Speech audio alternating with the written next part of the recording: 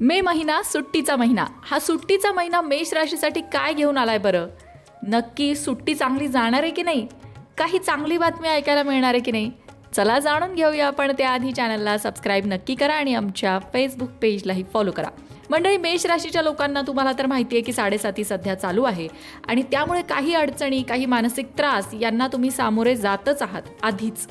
पण काळजी करायचं कारण नाही आहे, कारण की 7.5मध्ये नक्की काय करावं, कुठले उपाय करावे, त्याचबरोबर 7.5 संपताना नक्कीच तो काळ तुमच्यासाठी चांगला असतो. 7.5च्या शेवटी तुमची प्रगतीच झालेली बघायला मिळते, असं सांगणारा एक पॉडकास्ट आपल्या लोकमत भक्ती चॅनलवर आहे. त्यामध्ये ॲस्ट्रो गुरु ज्योती जोशी यांनी 7.5 मेष राशीला कशी जाते आणि 7.5 संपताना मेष राशीला काय देऊन जाते याबद्दल सविस्तर सांगितलेलं आहे. त्यामुळे तुम्ही तो पॉडकास्ट नक्की बघू शकता. त्याची लिंक तुम्हाला डिस्क्रिप्शन बॉक्समध्ये मिळेल. पण या व्हिडिओत मात्र आपण मे महिन्याबद्दलच बोलणार आहोत. मे महिना मेष राशीसाठी आव्हानांमधून संधी निर्माण करणारा असेल. सुरुवातीला तुम्हाला थोडासा मानसिक ताण जाणवू शकतो, पण महिन्याच्या मध्यापासून परिस्थिती सुधारताना दिसेल. तुमची निर्णय क्षमता आणि धाडसच तुम्हाला पुढे घेऊन जाणार आहे. तसं तर मेष राशीची निर्णय क्षमता जबरदस्त असते. एकदा निर्णय घेतला की ते मागे वळून बघत नाही. आणि सगळ्यात महत्त्वाचं गोष्ट, कुठलीही गोष्ट करायला तुम्ही अगदी धाडसाने पुढे होता.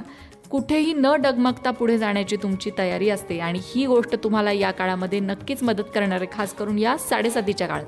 फक्त 7.5च्या काळात काय होतं ना, जरा निगेटिव्ह विचार मनामध्ये येतात, तर ते दूर ठेवण्यासाठी थोडंसं तुम्हाला सकारात्मक पुस्तकं वाचणं, काही सकारात्मक गोष्टी ऐकणं किंवा सकारात्मक पॉडकास्ट ऐकणं, जे आपल्या लोकमत भक्ती चॅनलवर असतात, या गोष्टी कराव्या लागतील.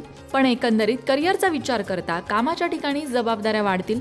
वरिष्ठ तुमच्याकडून अधिक अपेक्षा ठेवणार आहेत. अर्थात तुम्ही खूप जबाबदारीने काम करता आणि त्यामुळे काय होतं, समोरचा तुमच्याकडनं अजून अपेक्षा ठेवतो. हा अनुभव तुम्हाला येत असेल, पण तुम्हाला त्याचा फायदासुद्धा कधी होतो. नवीन प्रोजेक्ट्स तुम्हाला या महिन्यात मिळू शकतात. तुमची भूमिका थोडी व्यवसायाच्या दृष्टीने, कामाच्या दृष्टीने बदलू शकते.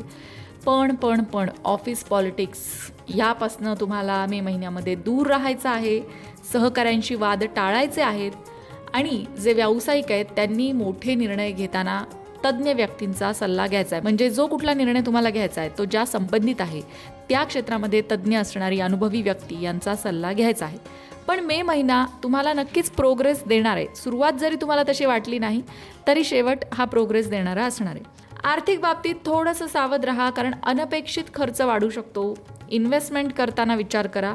शक्यतो लोन आणि उधारी मे महिन्यात तरी टाळलेलीच बरी. पण त्याचबरोबर एक पॉझिटिव्ह गोष्टसुद्धा होऊ शकते की अचानक एक्स्ट्रा इन्कम तुम्हाला कुठून तरी मिळू शकतो किंवा काहीतरी लाभ झाला, असं सुद्धा मे महिन्यात बघायला मिळू शकतं. प्रेमसंबंधांच्या बाबतीत, नातेसंबंधांच्या बाबतीत बोलायचं झालं तर नात्यामध्ये थोडी संवेदनशीलता वाढेल. जोडीदाराशी गैरसमज होऊ शकतात, म्हणून संवाद क्लिअर ठेवा, मोकळं बोला. शक्यतो इगो टाळा. मेष राशीच्या लोकांचा मोठा प्रॉब्लेम, एकदा की राग आला ना, डोक्यात राग घालून घेतात ही लोकं आणि समोरच्याला ताड नाही ते बोलतात. आणि काय होतं, विषय संपला, सगळं मिटलं, तरी पण तुम्ही जे बोललेले असतात ना ते समोरची लोकं विसरत नाही. तो बोलणं, शब्द एकदा गेले तोंडातून बाणासारखे की ते परत घेता येत नाही. त्यामुळे मेष राशीच्या लोकांनी नात्यांमध्ये तरी जेव्हा तुम्ही वाद घालताय समोरच्याशी किंवा भांडताय किंवा बोलताय, तुमचा मुद्दा पटवून देताय, तेव्हा कुठले शब्द तुम्ही वापरताय याकडे थोडंसं लक्ष देण्याची गरज आहे. जेणेकरून जेव्हा पुन्हा एकदा पॅचअप होतं किंवा चला मी तुला माफ केलं, तू मला माफ केलं, असं जेव्हा होतं ना, तेव्हा ते तुमचे शब्द समोरच्याच्या मनात घर करून राहू नयेत याची काळजी घ्यायची आहे. अविवाहितांसाठी कसं असणार आहे, नवीन ओळख या महिन्यामध्ये, मे महिन्यामध्ये होऊ शकते. नवीन ओळखीतून एखादं आकर्षण निर्माण होऊ शकतं. थोडंसं पुढे नातं जाण्याची शक्यता आहे. कौटुंबिक जीवन बघता मगाशी म्हटलं तसं जोडीदाराशी थोडेसे गैरसमज होऊ शकतात, त्यामुळे छोटे मोठे वाद घरात बघायला मिळू शकतात. पण वडीलधाऱ्यांचा सल्ला तुम्ही कुठल्याही कामामध्ये जर घेतलात तर तो तुमच्यासाठी फायद्याचा असणार आहे. सगळ्यात महत्त्वाचं, मेष राशीच्या लोकांनी मे महिन्यात कुटुंबासोबत वेळ घालवायचा आहे. मुलांना सुट्टी लागलेली आहे, त्यामुळे मुलांसोबत वेळ घालवायचा आहे. त्यांना थोडंसं घेऊन जा कुठेतरी बाहेर फिरायला.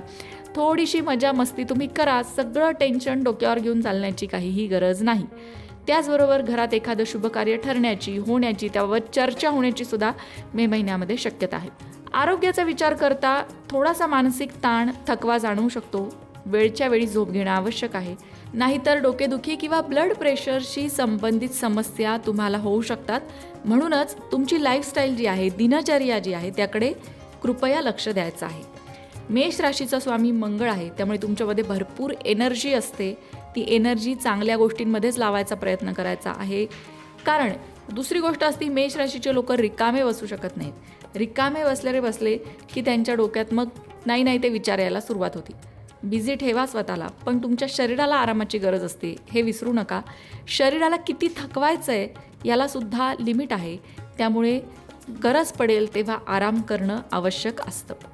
सगळ्यात महत्त्वाचं म्हणजे तुम्हाला मे महिन्याच्या सुरुवातीला थोडंसं स्ट्रगल किंवा तणाव जरी दिसत असला तरी मे महिन्याचा शेवट तुम्हाला नक्कीच चांगला बघायला मिळणार आहे.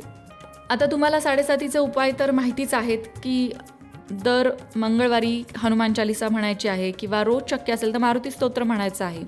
त्याचबरोबर मेषराशीच्या लोकांना जर करिअर नोकरीमध्ये प्रगती हवी असेल तर सकाळी लवकर उठा आणि बरोबर सूर्योदयाच्या वेळेला सूर्याला अर्घ्य द्या, सूर्याला जल अर्पण करा. हा उपाय खूप तुम्हाला चांगला परिणाम दाखवणारा ठरतो. त्याशिवाय जसं तुम्हाला शक्य असेल तसं अन्नदानसुद्धा करा. सुरुवातीला मी तुम्हाला जे सांगितलं होतं ना की मेष राशीसाठी 7.5 कशी आणि काय देणार आहे मेष राशीला, 7.5 मेष राशीची प्रगती करवणारी ठरणार आहे. या गोष्टींबाबतचा जो पॉडकास्ट आहे तो पॉडकास्ट नक्की बघा, त्याची लिंक तुम्हाला डिस्क्रिप्शन बॉक्समध्ये मिळेल. आणि अर्थात ग्रहतारे हे आपल्या आयुष्यावर परिणाम करतात, हे ज्योतिषशास्त्रानुसार खरं असलं तरी आपले विचार, आपले निर्णय आणि आपलं कर्म हे आपलं भविष्य ठरवत असतं. ही सगळ्यात मोठी गोष्ट आहे आणि काळ्या दगडावरची रेष आहे. त्यामुळे परिस्थिती कितीही प्रतिकूल असू द्या, पण तुम्ही त्यामध्ये धैर्याने, संयमाने जर निर्णय घेतलेत तर यश तुमचंच आहे. त्यासाठी एक उदाहरण आपण देऊ शकतो की कर्म तुम्हाला कसं घडवतं आणि बिघडवतं. एक व्यक्ती जी खूप दारू प्यायची, बरोबर, त्या व्यक्तीला 2 मुलं होती.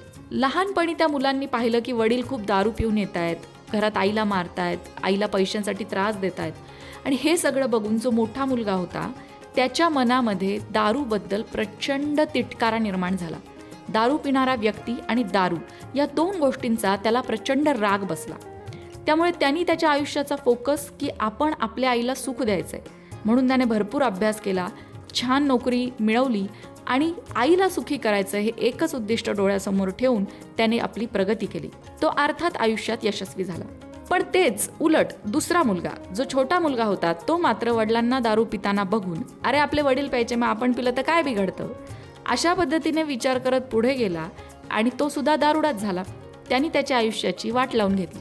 म्हणजे तुमच्या भोवती परिस्थिती प्रतिकूल असली तरी ती अनुकूल कशी करायची किंवा त्यातनं तुम्ही काय शिकायचं हा निर्णय पूर्णतः आपला असतो, हेच ही कथा आपल्याला सांगते. अशाच प्रकारच्या माहितीपूर्ण व्हिडिओंसाठी लोकमत भक्ती चॅनलला सबस्क्राईब करा आणि बेल आयकॉनवर सुद्धा क्लिक करा, म्हणजे आमच्या नवनवीन व्हिडिओचं नोटिफिकेशन तुम्हाला मिळत राहील. तसंच योग्य आध्यात्मिक मार्गदर्शनासाठी लोकमत भक्तीच्या फेसबुक पेजला फॉलो करायला विसरू नका.